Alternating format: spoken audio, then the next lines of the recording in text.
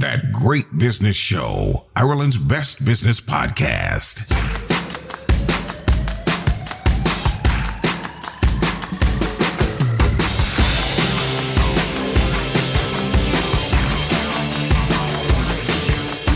Welcome to That Great Business Show, where we bring you more great tips, insights, and unique business opportunities on every episode, all perfectly packaged in our commute-friendly podcast. I am Conor O'Moran, Forestry. You just can't get enough of him, can you? We had Conor McEnroy, chairman of Paraguay's biggest bank, with us on E15, or episode 15, telling us all about bombings, kidnappings, and how to buy your own bank. Then, on episode 156, he told us that fascinating story about how money actually moves around the world and that it can cost $1 million to move $50 million. Wow. But you wanted more. We have been inundated with requests on LinkedIn and email asking for another round with Conor.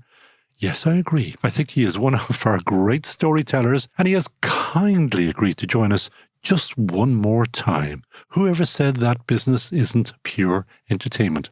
As always, all our tips and insights are brought to you thanks to Done Deal Motors, the place to look for your new or previously loved car, van or truck, donedeal.ie. And we are now official podcast partners with Aer Lingus Long Haul. They want you to head for Hartford. That's in Connecticut, USA. The best place to set up your USA HQ. Contact us at thatgreatbusinessshow.com to find out more. Done Deal Motors is home to Ireland's largest range of new and premium used cars. That's why you'll find cars from Audi and BMW dealerships on Done Deal. Are you looking for a 7-seater to accommodate your growing family? Maybe you're after a luxury saloon to make a statement. We have the car for you. You'll also find Ireland's largest range of electric cars to help you make the switch. Visit donedeal.ie today to start the search for your next car. Travel to Connecticut, USA with Aer Lingus service to Bradley International Airport. With the daily flights from Dublin to Hartford, we make business travel to Connecticut easy. Save time with US pre-clearance, enjoy Aer Lingus award-winning flight service, and experience the convenience of Bradley International Airport, perfectly situated for your travel needs. Learn more and plan your next business trip at aerlingus.com. So joining me now, as I say, is Conor McEnroy, who is chairman of Sudameris, a bank, but he's far more than that. Because he has, as you can, different business interests. So, Conor, I'm going to start by asking you, how did you go from number 5 bank when you were with us 2.5 years ago? You were number 5 bank, you bought another bank, you're now the number 1 bank. How did that happen? And then we get on to other business interests. Well, you know, if the fox hangs out long enough in the back garden, That's FOX for anybody who misunderstood that. Really? Did that Latin American tone on my pronunciation suggest something else? Mr. Fox is in your back garden. Fox, F-O-X, not F-U-C-H. If you're, think of it like a vulture, you're buzzing around. And, every now and then, you see a little chicken and there's lunch. No, I'm being facetious. So, yes, we acquired another bank. Now, you say that easy, but you don't just acquire another bank. These are big businesses. Yeah. Yeah. Relative to any of the banks in Ireland, how big was the one that you just bought? Well, you have to understand that Paraguay is Ireland in 1971. So, everything is much smaller as it was in Ireland in 1971. But on a relative scale, the bank that we bought had about 10% market share and we had about 10% market share. Now we have 22% market share. But I thought you're the number 5 bank, buying the number 1 bank to make it number 1. Is that not right? No, we bought the number 3 bank. Okay, but now you are number 1. Yes. Good 5 plus 3 is equal to 1. But of course. Come on, so you're with the now math 22% of the market. Yeah, that basically means that a little bit more than $1 in 5 of the economy is going through our house. That's not bad. No, it's fine. We will grow that now to $1 in 4, and then we'll see if we can push it to $1 in 3. You were the smaller bank. Oh, I started out as the 15th bank out of 15. I'm looking for lessons in business here. What do you do? How did you do it? What are you looking for? Is it about networking? Is it about, you say, you're keeping an eye out. Of course, everybody in business keeps an eye out on their competitors. What do you do to make sure that you win? The problem with paid managers, employees, when the employees start thinking that they're the business owner, but there's no business owner around to chastise them when they lose money, things start to go off the rails. And you see that not only in banks, but in other companies as well.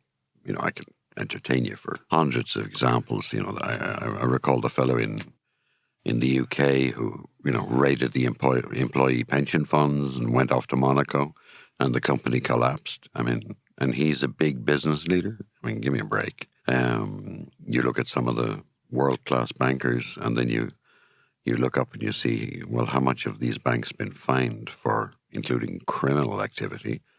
And, it's billions. And you would think to yourself, how come they still got a job? Because they're employees at the end of the day. They're not owners. Nobody looks after your money like an owner. Correct. That's why we love business owners. And in Spanish, we have 2 words for bankers. Are they both rude? No, naughty boy. We have banquero and we have bancario. Banquero is the guy whose money is at risk, and the bancario is the guy who works for the guy whose money is at risk. So Conor McEnroy is a banquero. Yes. Did I say that well? Yes, you did well. My point being that, you run your shop well. We've had this discussion before, old-fashioned banking. First job at the bank, it's a safe place to put your money. Second job at the bank, you can pay whoever you need to pay when you need to pay them, and you can receive money when you need to receive it. Third job at the bank, in place number 3, is lend money. And lending money, you have 4 rules in my view: character, cash flow, collateral, known as the 3 C's. And I add a 4th one, which is, will you be richer after you've paid off the loan? Because if not, I'm just taking some of your net worth. And so why should I do that? Well, why is that a good thing? So if you want money to go to Lanzarote and eat cold pizza and drink warm beer and, lash your belly with sunburn oil, don't come to me, because I'll give you a piggy bank. I will actually give you a piggy bank. We have piggy banks. I've reintroduced them. So I don't like to lend people money where it's just, I'm putting my hand in their pocket and taking their money. In the case of Regional, it was a bank. It was a little bit kumbaya. It sort of lost its way a little bit, but it had very nice customers. Management was poor. Ultimately, banks do well or do badly depending on their management. We were well positioned and we moved very fast, and we bought it in 8 weeks. Wow. 8 weeks. So that's only one of your interests. What else have you an interest in? Be that toenail or owning the entire? Well, if you hang around a place long enough and you're busy and you're active, you will acquire accoutrement. How long are you down in Paraguay? Next year it'll be 20 years. Okay, so you've been a while there, yeah? Not only a while, but I realized the other day when I was addressing 6 English companies came down to Paraguay to have a look around and see what to do to them from Northern Ireland. I was talking to them and explaining to them the history and so on. And it suddenly dawned on me mid-flight in the conversation that I went to Paraguay only 10 years after the military dictatorship ended. 20 years ago, I didn't have that high on my recognition table, if you like. But, 30 years on, I realized, oh, wow, I actually came in right almost at the very beginning of this new country, because truly the country is 30 years old now. 20 years. 20 years. No, you were going to tell me about your other interest. Do you remember that part? Do you remember that question? Okay, yeah. So, the first thing that I bought, I'm Irish, and you know what paddies are like. So, paddy needs the land. And if you don't have land, you're not a real paddy. Or you could be an immigrant paddy. But, you need land. And Have you ever seen the movie The Field? I have seen it, and I love it. It's a classic. It is brilliant. Or do you know I've seen it both in the theatre as well. Yeah. So do you know that song? I think it's Mary Black. Mary Black, is it? Depends which song you're going to tell me. There's Could a be song, Thin Lizzy. and the punchline of the song is, "You never own the land owns you." And so I bought a farm. okay, now when you say a farm, Yeah. 50 acres. Go away. It's not Leitrim. My father was from Leitrim. Well, 500 sort of. acres. 5,000 acres. No. It's only 3,500 acres. Okay, that's more than a farm. That's almost the size of a county. Well, that's a small farm where I come from. And did they see you coming? Did they say, because we do pay, as a nation, we pay paddy prices when we go abroad. Did you pay a paddy price? You mean, was I like the Yank in the field? Yep. Who had the nerve to outbid the local? Yeah. No, I bought a failed farm. And what do you do on this farm? I grow sugarcane. Now, I remember you mentioning this to me a long time ago, and that you It's ideas for sugarcane. And I managed to achieve them. It's in a place called Santa Maria, I think Glenealy. In Wicklow. It's a small village, and we have the farm. When I bought it, it had 55 hectares of farmland in sugarcane. Now we have in hectares 1,500. And is that a lot? I know nothing at all about sugarcane. Yeah, that's a fair bit. And then there was this old rusty mill, rust bucket, and we've had to redo that. So now we employ about 250 people full time, and then making sugar.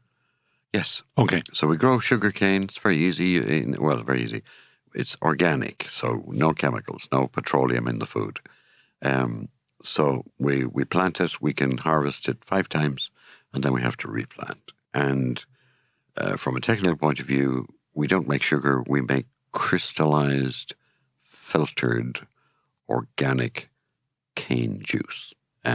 Just to give you an idea of the process.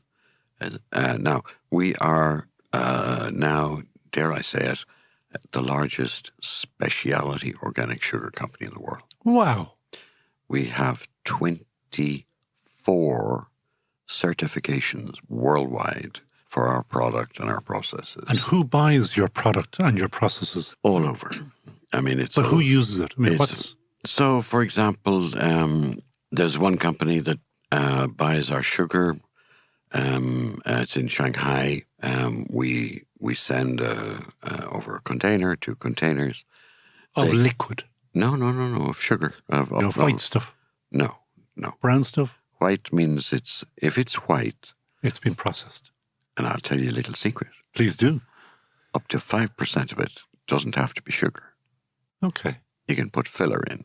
And what is filler? And you can still call it sugar. And what fillers could be used? Oh, you could use anything. Okay. I mean, the cheapest, if one wanted to do it, the cheapest would be to take the white out of the inside of the orange skin and pulp it, dry it, make a powder, turn it into little crystals and throw it in with the sugar and call it sugar. Okay. But you can also, sometimes people put nastier stuff in. Okay. So in organic, no, you can't do that. So it's kind of brownie colour. So there is no such thing as white sugar. There's bleached with chemicals sugar, with chemical residue all over it. White sugar is about as poisonous as artificial sugar. And I noticed that you had coffee in front of you that you refused sugar. No. So, but you're still selling it. Now, go way out of that. So, yes, we make, so the sugar that we make, you tell me the size of the crystal, and you tell me what color you would like it to be perceived as, and then I will make it to your spec. And you also tell me how humid you'd like it. Do you want Muscovado, sort of humid sugar, or do you want it crystal dry? And you told me that it's going, say, to China, but what is it being used for there? So what happens in China is, in that case, that customer, they take ginger and they process ginger. They basically make it candied, and then they wrap the ginger in our sugar, and then it gets put in beautiful boxes and gets sent to Paris, and it sells for $1 a piece. Okay. But you could do that in No, Paraguay. no. Yes, Yeah, but that's like saying you use electricity, so why don't you start an electric plant, and no. Okay. So that is your sugar business. Actually, since you know a lot about sugar, is there an opportunity for us to restart the sugar industry here? Absolutely not. It's been talked about. Yeah, absolutely not. No. Waste of time. Okay. I mean, no, is it physically possible to do it? Sure. How much would you like the taxpayers to subsidize it? Okay, so it doesn't make sense. Okay. It doesn't make sense. It's for one very simple reason. I can give you many, but one very simple reason. I buy land per acre. I pay no more than €700 for an acre. Okay. A little bit cheaper than here. A little bit cheaper than here. All right. You can put any freight cost you want. You can never compete with me. Okay. And you are shipping it from Paraguay? From Paraguay. To, where's the furthest point? Going east, Saudi Arabia. Going west, Singapore, Hong Kong, Australia. From your farm? China, People's Republic of China, Taiwan, Korea. We have quite a bit of coverage now in Asia. Obviously, we go north to Canada and the United States. And in Europe, we sell particularly well in Italy, in Denmark, in France, and in Germany. From Scratch. This did not exist when? Oh, this company is about 10 years old. It was my first weekend job. Wow. And growth, there's always an opportunity. When you make Hermes handbags, that you can't talk about scale. So this is specialist or specialized? This is so specialized. We sell to give you an idea, we sell our sugar at anything up to $1,200 a ton. Your white sugar that you mentioned, maybe that's $400 or $500 a ton. So 3 times the price of the chemical sugar. But it's sugar for very high-end apps or people who want the security of the certifications. The certifications are not easy. In many cases, we're the only crowd with the patience and the commitment to do it, regenerative, fair trade. Obviously, in any certification, it has to be chemical-free, but there's also other certifications that put higher standards. Not only can you not put insecticide in it, but you also must have, what you would know as mixed farming or whatever. I'm going to hold you there because we have to take a quick break because there are further industries and businesses to talk about. I'm with Conor McEnroy, and he has many interests, and we'll come back and we'll talk about another one in just after this break. That Great Business Show. De facto, the revolutionary shaving oil, changing the face of shaving. For the smoothest shave of your life, just add water. No more lathering up or cleaning up afterward. Just add a few drops of water and you're ready to go. De facto's blend of all natural oils hydrates and protects your skin. No more razor burns or irritation. A spa treatment for your face. Perfect for all skin types and lasts so much longer than traditional foams or gels. De facto, a shaving revolution. Just add water. Available from selected pharmacies and from defactoshave.com. Travel to Connecticut, USA with Aer Lingus service to Bradley International Airport. With the daily flights from Dublin to Hartford, we make business travel to Connecticut easy. Save time with US pre-clearance, enjoy Aer Lingus award-winning flight service, and experience the convenience of Bradley International Airport, perfectly situated for your travel needs. Learn more and plan your next business trip at airlingus.com. All that Great Business Show advertisers are Team GBS approved. Back them. And I am with Conor McEnroy, who is chairman of Sudameris Bank, and he is also a sugar farmer as well, we've just been hearing. And that's not all. What else do you do down in Paraguay, Conor? Well, traditionally in Paraguay, there's the herding business, cattle and so on. We discovered pigs recently. And that's going great guns. That's a huge growth business because we didn't really know about pigs. Is this on the same farm or a different farm? No, the country. Oh, I thought this was you. No. The country. The country eats beef. Everybody eats beef. 5, 6, 7 days a week. T-bone steak, filet mignon, 7 days a week. Chicken maybe one day, and now we discovered a thing called a pig. Okay. And that's growing like wildfire. But you're not in the piggies yet. No, I'm not. I know that where there's muck, there's money, but I'm not in the pig business yet. Okay. So what are you in? We discovered a new thing called it's a big round thing that grows in the ground. It's got like a brown skin, and when you look up top, it's all sort of green foliage. Called a tree, and we discovered trees. So now we're in the tree business. What kinds of trees to do what? So there's one project which we've championed. We don't lead it. We're a follower in it. We're a minority shareholder. But it's the second most efficient pulp plant in the world will be in Paraguay. It's a $4 billion investment. For paper?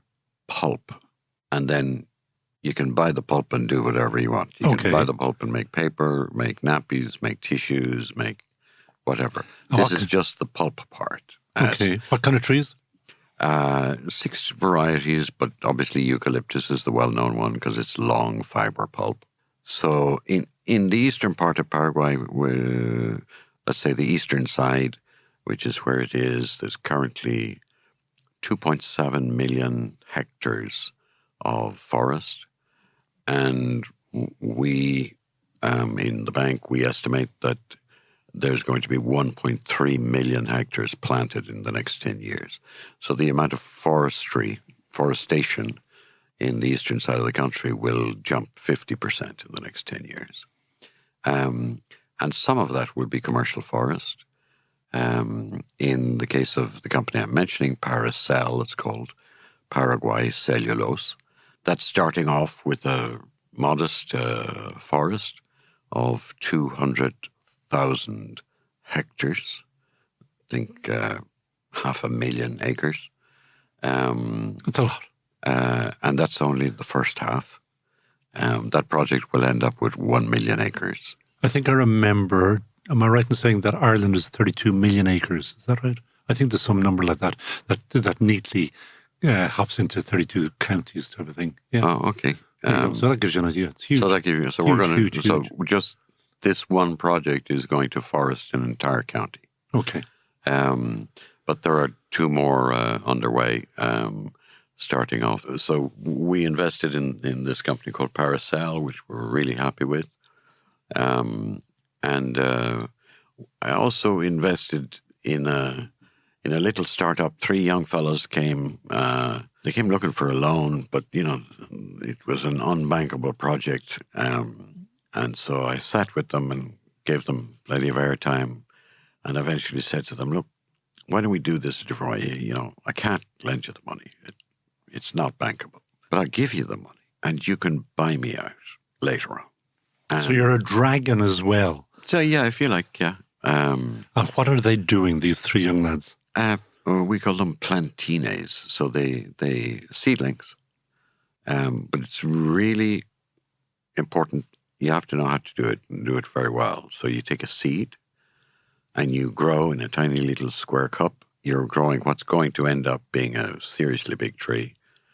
And that's in a very special kind of soil. And then you have to transfer it at a certain point into a bigger square box and grow it up. And then finally it then gets transferred and gets put in the ground.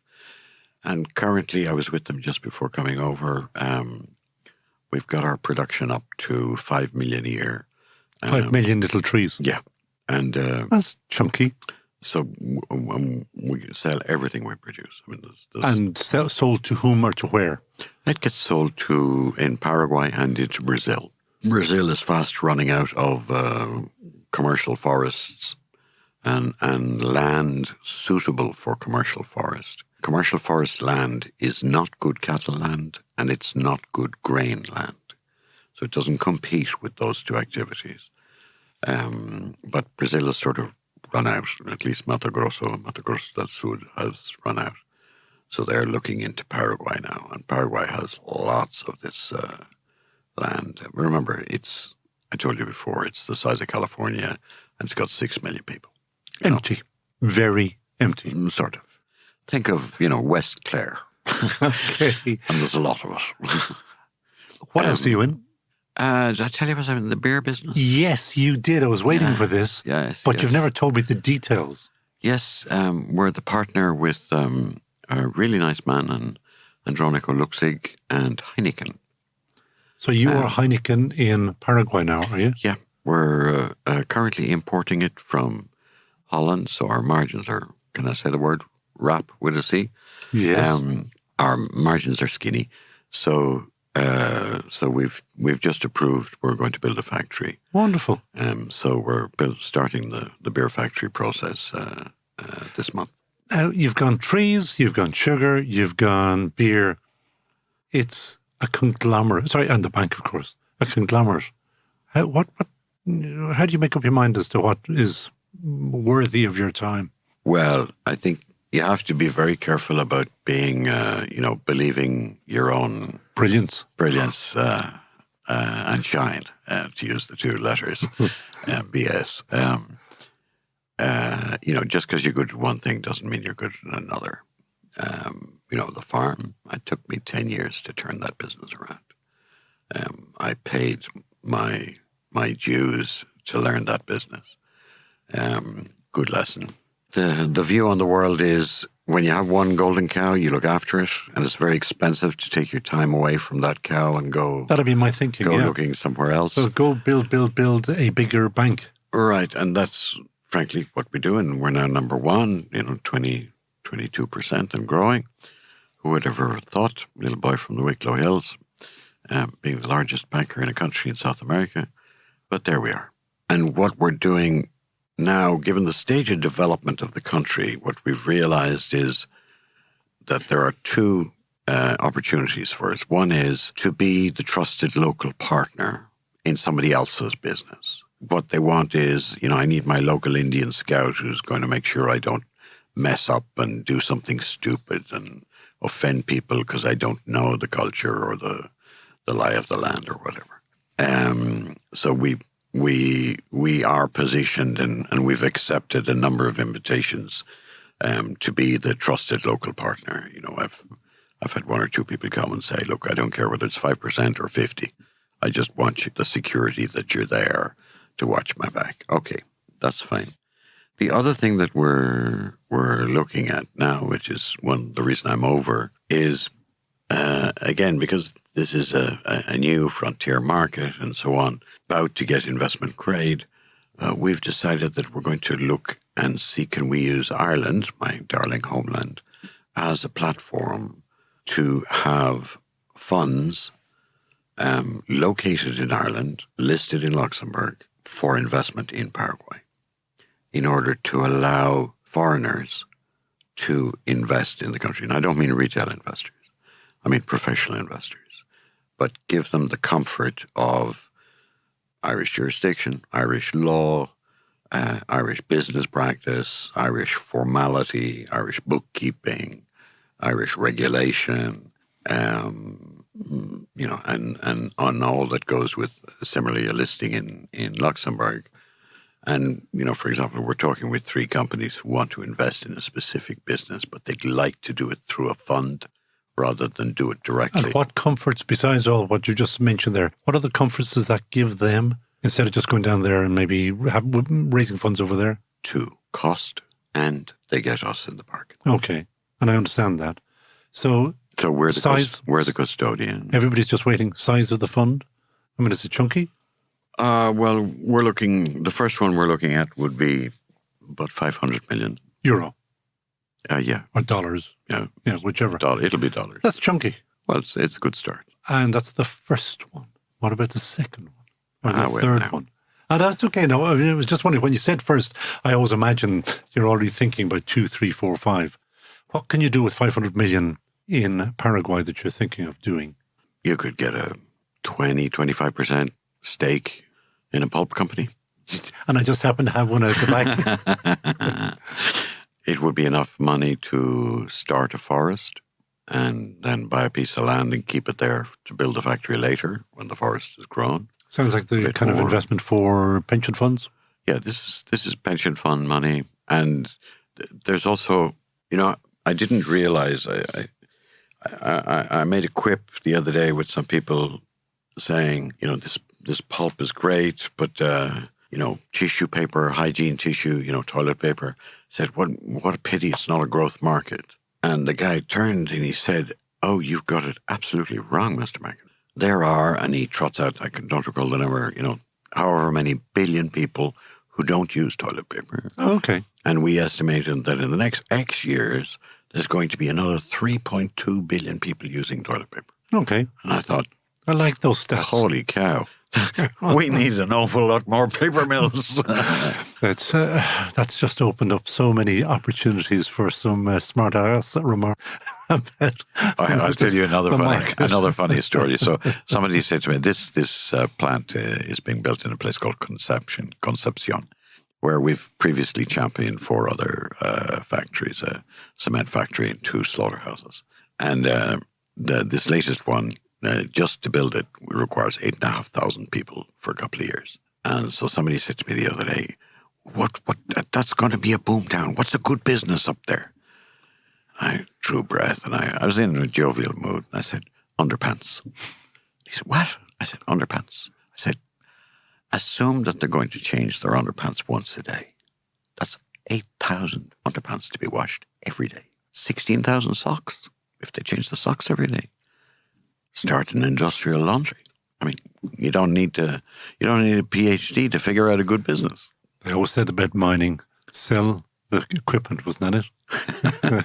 So, you 2.5 years ago, you were on with us on episode 15, and you were very keen that Ireland and Irish businesses would look at Paraguay. Now, it is a far, far away place. Yeah. But you did say that there were opportunities there. Yeah.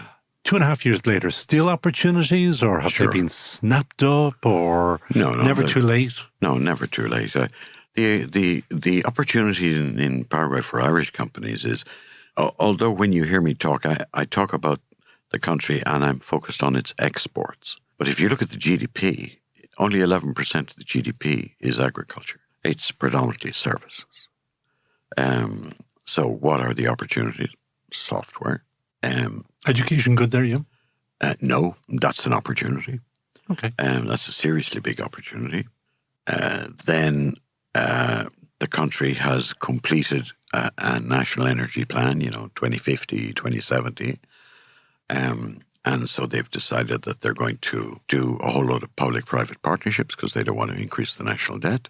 And so there will be, I think, 22 small hydroelectric plants will go out to private sector bidding. So if you'd like to own your own hydroelectric dam, it goes on and on. I mean, a hotel chain. We need a hotel chain. There's no hotel chain in the country. I'm talking about 3-star commercial traveler, bed and breakfast, basically. We desperately need one of those. Again, it's... Is it Spanish language only, or how is their command of English? No, English, come on. It's Spanish, and the indigenous language, the original language of the country is Guarani. No, I mentioned English Irish. only when I'm thinking of the monoglot Irish who cannot speak anything but English, and who will go down there. Is it easy to start doing business there? There are lots of people who speak English. I mean, the important people all speak English. I mean, if you go to the cabinet, all of the ministries speak fluent English. I will be with them next week in New York. They're doing a couple of dog and pony shows. But, there's, reaching for 1 billion people in the world who speak Spanish. So, really, it's a good idea to learn the language. Oh, absolutely. I mean, you're speaking to the converted here. But stable government, you've just got a new president, am I right? That's right, yeah. Okay. Yeah, the country is 30 years. In 1994, the last general left the palace, and the country is resolutely and jealously guarding civilian democracy. And anything that whiffs of anything else gets a very bad reaction. Taxes? Yes, we have taxes. In 2003, there was a major tax reform, and corporation tax was dropped from 35 to 10. and all sales tax VAT was dropped to 10, except for some things that have 5 and a few with 0. And then they introduced a revolutionary concept. I don't know if you've heard of it. It's called personal income tax. Oh, that was brand new, was it? Yes, and for the first time but it was introduced slowly. Okay. First just for the really rich, the not the 1%, the 0.1%, and then for the 1%, and then we extended it to the 5%, and it's still being rolled out. Do they welcome outside investment? Can I set up my, services company, my accountancy firm or whatever immediately? No problems? Or do I need local partnerships or anything like that? No. You can set up, as a country, there are now listen to my words carefully, there are no restrictions on foreign exchange or capital. There are controls. I want to know where the money came from is very different from you can't. Can you take the money out? No problem. Okay, so it's open for business in a big way. You can take it out, and if there's any problem, they'll ask the questions later. But you're selling it to me like a kind of a little undiscovered little gem. I mean, it's Ireland, 1971. Yeah, so it's ripe for. Just get an Irish Times from 1972. Yeah, I remember it too well. Or an Independent, or an Irish Press, if you remember that. It was depressing back then, but is the place itself vibrant? The place is one of the happiest countries in the world by the happiness index, and has been for decades.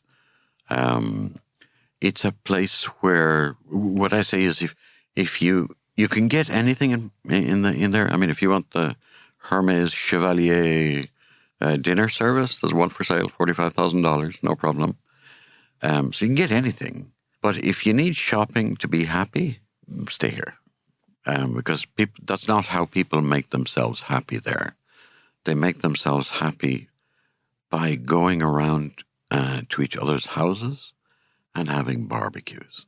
And normally I would get invited to 3-4 barbecues a week. Is that all? What do you do the other 3 days? Eat something like spaghetti or, those. Access. That is a problem. You have to get there. It's a long way away. Oh, it's the access now for Europe. It's easy. Madrid, Air Europe, you're there in one shot. Okay, and then up. And Air Europe is about to be bought by IAG, I think, isn't it? I think it was already bought. No. Is it? Okay, well, that means that it's all part of the Aer Lingus. Yeah, so it's American Airlines, British Airways, and then Aer Lingus, Iberia, everything else. It door to door from Athuntheon to Dublin via Madrid. How long does that take? Madrid is 11 hours, 48 minutes. Okay. Think the service is like Aer Lingus going to New York from Dublin in terms of the quality of the accommodation. And the price is the same as Aer Lingus from Dublin to New York. It's about $3,500 round trip.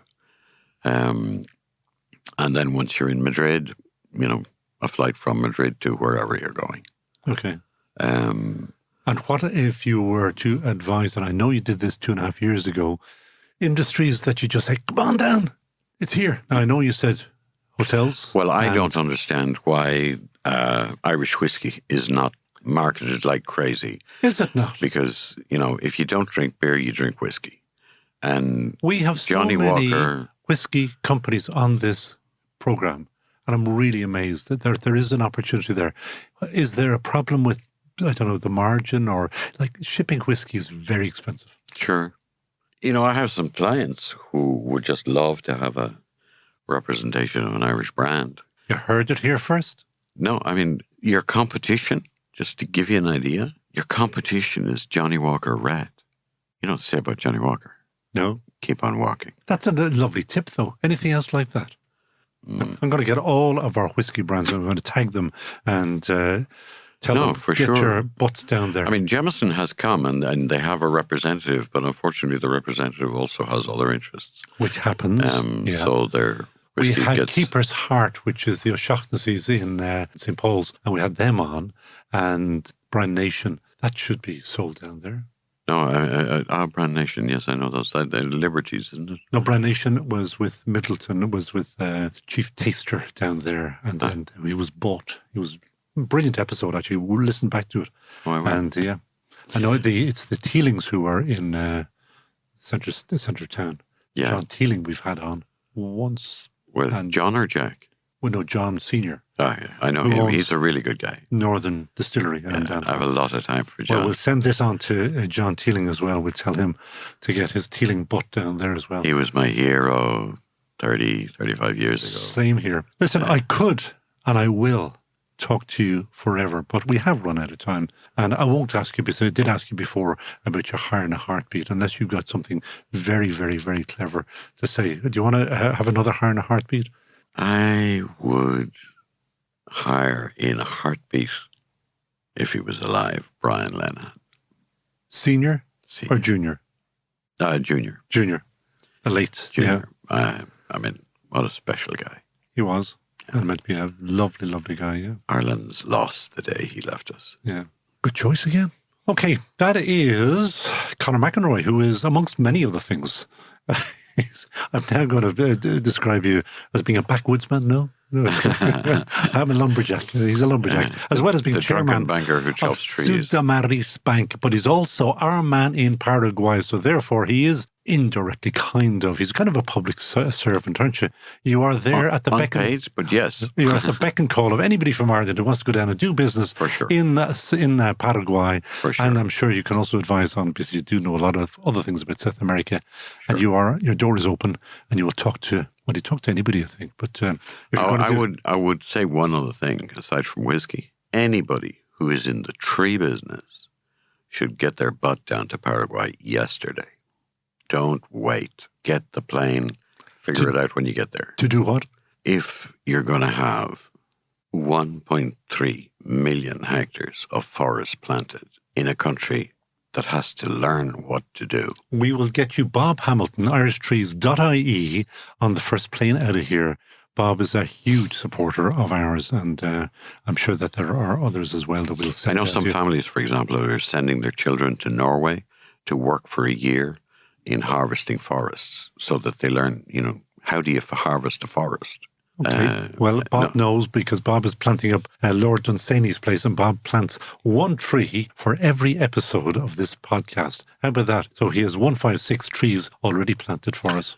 I would like him to plant a mink mahogany tree for this episode. A mink mahogany. Well, yes. Let's get Bob on the job. And Bob a job? Because that is it from this episode of That Great Business Show. Done Deal Motors is home to Ireland's largest range of new and premium used cars. That's why you'll find cars from Audi and BMW dealerships on Done Deal. Are you looking for a 7-seater to accommodate your growing family? Maybe you're after a luxury saloon to make a statement. We have the car for you.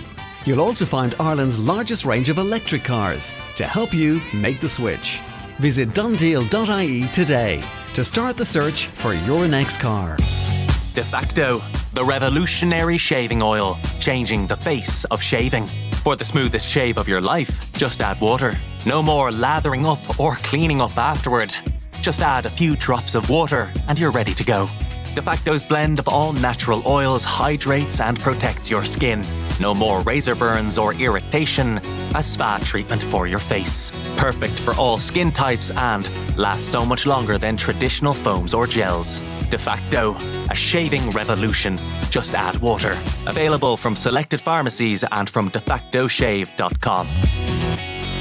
It's all go like Chrissy Gno on thatgreatbusinessshow.com. That Great Business Show. And that was Conor McEnroy. We do business differently, as you hear, and it's all thanks to our sponsor, donedeal.ie. Go online and kick some tires at donedeal.ie and see what your next car or van could look like. Sign up for your email updates and we will send you your own personal copy of the podcast. How good is that? The address is thatgreatbusinessshow.com, and that's where to go if you want to advertise with us as well. We record at the Dublin South Podcast Studios, where cash is still king, and there's nothing dodgy about today's sound engineer, who is Lee Brennan. Later, studio manager Peter Rice will check if we are correctly wired for sound so that we remain the best-sounding business podcast in the world. And Peter Rice is the man to talk to if you would like to record your own podcast here in Dundrum, Dublin. So from me, Conal Moran, buchas to you all agus slán tamil.